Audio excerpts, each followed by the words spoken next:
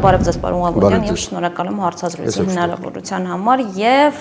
պարոն Ղավոնդյան, իրականում տպավորություն է, որ հանրային օրակարգը, այսպես ասած, արհեստականորեն կառավարվում է։ Այս վերջին ներքաղաքական աղմուկները, ձերբակալությունները, արդյոք սրանք դասական տեղեկատվական փորձեր չեն թաքցնելու այն աշխարհաքաղաքական արհավիրքը, որը մոտենում է Հայաստանի սահմաններին եւ իրականում ինչ է տեղի ունենում այսօր, ինչ է թաքնված, ինչ է մնում կուլիսներում։ Նախ մենք քարոզարշավի մեջ ենք, հետևաբար պոպուլիստական արդարության իբր վերականգնման այդ պրոցեսները գործող իշխանության հատկապես վարչապետ կոչվածի համար կենսական են, ինքը միշտ պետք է ցույց տա, որ ինքը ժողովրդի հետ է եւ ժողովրդի համար է եւ իբրև օլիգարխների, չգիտեմ, անհիմն հարստացած մարդկանցից պետք է բնակարաններ, գույք արգրավի եւ այլն եւ այլն, հա։ Այդ թեմաները շատ այսպես ընդունելի ու շատ էլեկտորալ առումով պոպուլիզմի դիրքերից շատ մրցակցային են, հա։ Լայն եթե հարցին նայենք, ավելի մեծ պրիզմայով նայենք, այո, իհարկե այդպիսի մեդիա ինֆո ակտիվությամբ, այդ հոսքերով հնարավոր է լինում նաև մոռացության տալ կամ նվազեցնել արտաքին իրականում Հայաստանի շուրջ սրվող իրավիճակը, այդ իրավիճակը, այն իրավիճակը, որի արդյունքում այն քաղաքացին, որ ողջավորվածություն ունենալու, որ ենթադրաբար X օլիգարխի Y զավակից կամ չգիտեմ ազգականից ինչ-որ բան են խլել պայմանականորեն, սովորաբար ոչ միշտ հիմնավոր, ինքը եթե հանկարծ տեղի ունեցավ գեոպոլիտիկ այսպես վերափոխում Հայաստանում, ասենք հացը գնելու է 1000 դրամով։ Ես մի էլեմենտ ասեցի ընդամենը, հոսանքի գինը կարող է 5 անգամ ավելանալ, ես քարոզչության հետ ես ոչ մի կապ չունեմ, ես գիտնական փորձագետ մարդ եմ։ Գազի գինը կարող է մի քանի անգամ ավելանալ, իսկ այդ ամեն ինչը անդրադարձանալու սովորական քաղաքացու կենցաղի եւ գոյության վրա։ Պարոն Ղավոնդյան, իսկ որքանով է ըստ ձեզ իրատեսական Հայաստանի, այսպես ասած, կլանումը թուրքական աշխարհի կողմից եւ ռազմական եւ տնտեսական առումներով եւ առհասարակ ինչ կոնկրետ սպառնալիքներ կան գլոբալ առումով, եթե մենք մնանք առանց անվտանգային դաշնակիցների։ Երևի հիասթափեցնեմ ձեզ, եթե մեզ թվում է, որ թուրքերը այստեղ չեն ու վաղուց այստեղ չեն, դուք սխալվում եք, որովհետև ինստիտուցիոնալ առումով վաղուց կա ընտրություն եւ ընտրության մեկնարկը տրվեց 18 թվականին, Արցախի հանձնումը այդ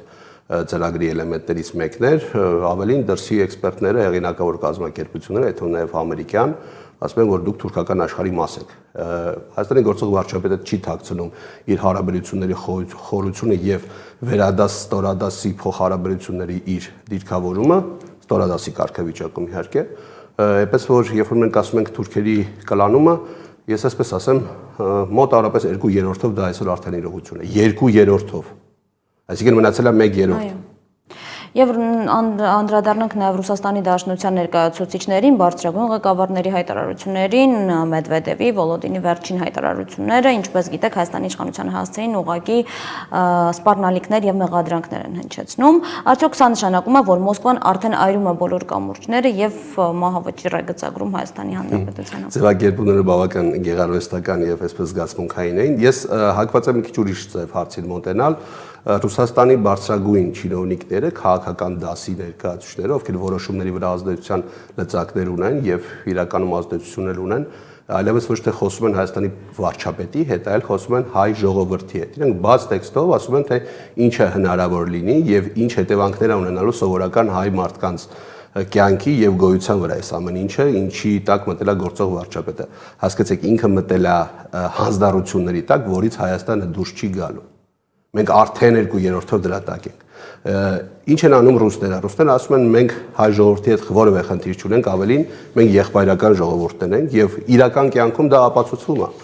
թե Ռուսաստանում, թե այստեղ, թե տնտեսական փոխհարաբերությունների որակով։ Բայց այնուամենայնիվ Ռուսաստանի Դաշնությունը պետություն է։ Հայաստանը նույնպես ենթադրաբար պետություն է, չէ՞։ Ռուսները ասում են, եթե ձեր պետության ղեկավարը իրեն պահում է այսպես եւ ձեր ընտրությունը այսպեսին է լինելու, եւ դա իհարկե կապված է հունիսի ընտրության հետ, որը ուղղակի ընտրություն չի ու այստեղ ամենակարևորը ինչի թող կդառնա վարչապետ, դա ամենաանկարևոր հարցն է։ Այստեղ խնդիրը հետեւյալն է, որ ընդդիմությունը կարողանա մոբիլիզացնել ռեսուրսները ու ազատվեն ուռուցքից,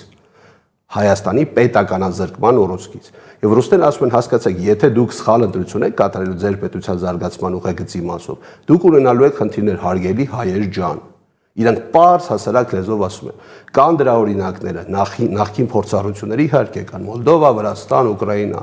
վատագույն օրինակներ են։ Մեր պարագայում ամեն ինչ լինելով շատ ավելի արագ ու շատ ավելի կոշտ, որտեղ մենք փոքր պետություն ենք եւ ռեսուրսների մասով շատ ավելի խնդրահարույց ենք, քան Ուկրաինան։ Եվ վերջապես մենք ավելի քիչ ենք հետաքրքիր Եվրամիությանը, քան Ուկրաինան։ Ընդհանրապես մենք այսպես տարածքի կարգավիճակում ենք Եվրամիության համար։ Իդեպ Ուկրաինայի մասին մենք տեսնում ենք Ուկրաինայի հուսահատ վիճակը եւ ըստ ձեզ արդյոք որքանով է Հայաստանը կրկնում, այսպես ասած, Զելենսկու անցած կործաներ ճանապարհ։ Գիտեք, կան հեղափոխական մեթոդիչներ, հա, որոնք բաժանել են այդ խորհրդային մի շարք երկրների եւ Հայաստանը այս պրոյեկտում այսպես նախավերջիններից մեկն է, որովհետեւ Հայաստանը ամեն ինչ չի ավարտվելու։ Այո, մենք գնում ենք նույն ճանապարհով, առաջինը։ Իդեպ ես ենթադրում եմ, որ առաջինը հենց եղել ենք մենք եւ դա 2003 թվականի մարտի դեպքերն էին։ Հայաստանում ուզում էր տեղի ունենալ գունավոր հեղափոխություն իշխանության ուզուրպացիայի միջոցով, հա։ Կարողացանք պետությունը պահել։ Հետագայում սկսեց վրացական վարդերի հեղափոխություն, հետո արդեն իրար հետևից գնացին Ղրղստանում տեղի ունեցավ, ռուսները կարողացան դիմագրավել, հետո տեղի ունեցավ Ուկրաինայում, Մոլդովայում զուգահեռ պրոցեսներ տեղի ունեցան։ Պետք է հասկանալ մի բան, որ այնուամենայնիվ սա նաև ինքնության ընտրության հարց է։ Այսինքն, երբ որ մենք խոսում ենք պետության ճանապարհի մասին, մենք պետք է հասկանանք, թե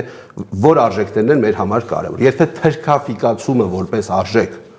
մեր համար կարևոր է, որպես հանրույթ, որպես մարդիկ, որպես բիզնեսի ներկայացուցիչ, որպես պրոֆեսորա դասախոսական կազմ, որպես զինվորականություն, եթե թրքաֆիկացումը իրենց համար կարևոր է, ուրեմն կարծում եմ իրանք հիմիկվանից պետք է թուրքեր են սովորեն։ Ես խորապես այդպես չեմ կարծում։ Բայց պետք չի վախենալ։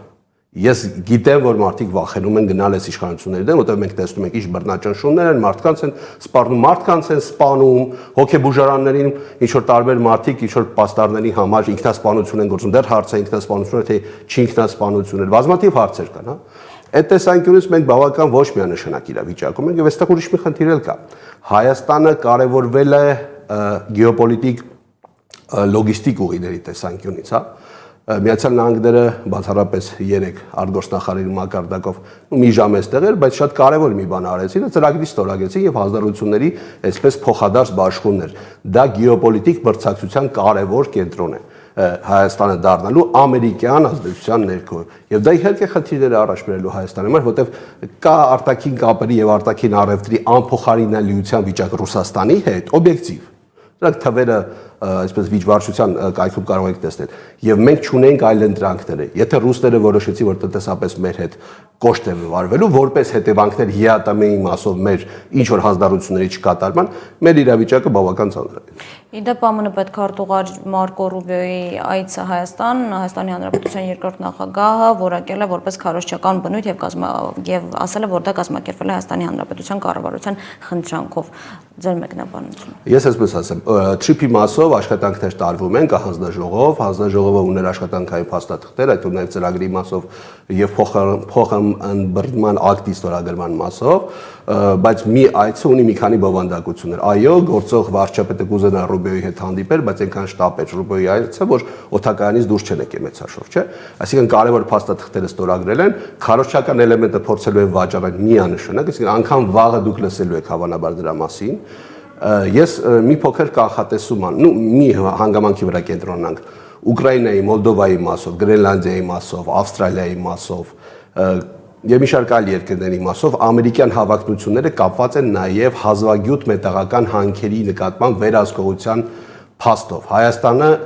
բացառապես երեք ստորագրել է այդպիսի հանձնառություն։ Որտեղ են այդ հանքերը, իհարկե Սյունիքում։ Հետևաբար Սյունիքը դառնալու է գեոպոլիտիկ մրցակցության վայր, եթե արդեն չի դարձել։ Այստեղ ամենամեծ խանդի տեսարանները լինելու ամերիկա-չինական հարաբերությունը, որտեղ Միացյալ Նահանգները այդ մետաղները հիմնականում ստանում են Չինաստանից։ Չինաստանը ամենամեծ հանքերը ունի այդ մասով եւ Հարավային Ամերիկայում կան այդպիսի հանքեր, հա։ Այնպես որ այդ իրավիճակները ուղղակիորեն Հայաստանին